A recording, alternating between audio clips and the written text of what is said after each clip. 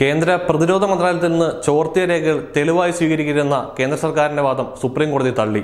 Rafale ഇടപാടിലെ ചോദ്യങ്ങളിൽ നിന്ന് ഒളിച്ചോടിയിരുന്ന ബിജെപിക്ക് തെരഞ്ഞെടുപ്പ് സമയത്തേറ്റ കനത്ത പ്രഹരമാണ് സുപ്രീം കോടതിയുടെ തീരുമാനം. റഫേൽ ഇടപാടിൽ അന്വേഷണമില്ലെന്ന സുപ്രീം കോടതിയുടെ വിധിയിൽ ആശ്വസിച്ചിരുന്ന കേന്ദ്ര സർക്കാരിന് ഓർക്കാപ്പുറത്ത് കിട്ടിയ അടിയാണ് പുതിയ തീരുമാനം. റഫേൽ കേസിൽ പ്രധാനമന്ത്രിയുടെ ഓഫീസ് ഇടപെട്ടെന്നാണ് മുഖ്യ വെളിപ്പെടുത്തൽ.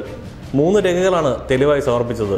രാജ്യസുരക്ഷയുമായി ബന്ധപ്പെട്ട രേഖകൾ അതിന്റെ സൂക്ഷിപ്പുകാരനായ ഉദ്യോഗസ്ഥന്റെ അനുമതിയില്ലാതെ കോടതിക്ക് പരിഗണിക്കാനാകില്ലെന്നും വിവരാവകാശ നിയമത്തിന്റെ പരിധിയിൽ നിന്ന് പ്രതിരോധ രേഖകളെ ഒഴിവാക്കിയിട്ടുണ്ടെന്നുമായിരുന്നു അറ്റോർണി ജനറൽ കെ വേണുഗോപാലിന്റെ വാദം.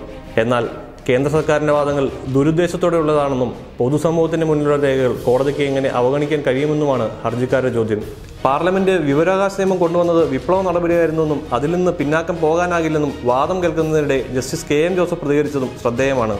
മോഡി സർക്കാർ നടത്തിയ ഇടപാടിൽ പൊതുഖജനാവിന് 41,000 കോടി രൂപ നഷ്ടം വന്നുവെന്നാണ് പ്രധാന ആരോപണം. റഫേൽ വിമാനങ്ങളുടെ നിർമ്മാതാക്കളായ ദാസൂദ് കമ്പനി UPA കാലത്ത് 2012 നൽകിയ ടെൻഡറിൽ ഒരു വിമാനത്തിന് 526 കോടി രൂപയാണ് കാണിച്ചിരുന്നത്. 36 വിമാനത്തിന് 18,940 കോടി രൂപയും. വിമാനം ഒന്നിന് 1,670 കോടി രൂപ നിരക്കിൽ 60,145 കോടി രൂപയ്ക്കാണ് മോഡി സർക്കാർ 36 വിമാനം വാങ്ങിയത്.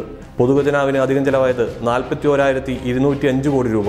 പകുതി തുകയുടെ കരാർ അനിൽ അംബാനിയുടെ റിലയൻസ് ഇൻഡസ്ട്രീസിന് ലഭിച്ചു. ഇന്ത്യൻ പ്രതിരോധ സംഭരണ ചരിത്രത്തിൽ ഏതെങ്കിലും സ്വകാര്യ കമ്പനിക്ക് ലഭിക്കുന്ന ഏറ്റവും വലിയ കരാറാണിതെന്ന് റിലയൻസ് തന്നെ സമ്മതിച്ചിട്ടുണ്ട്.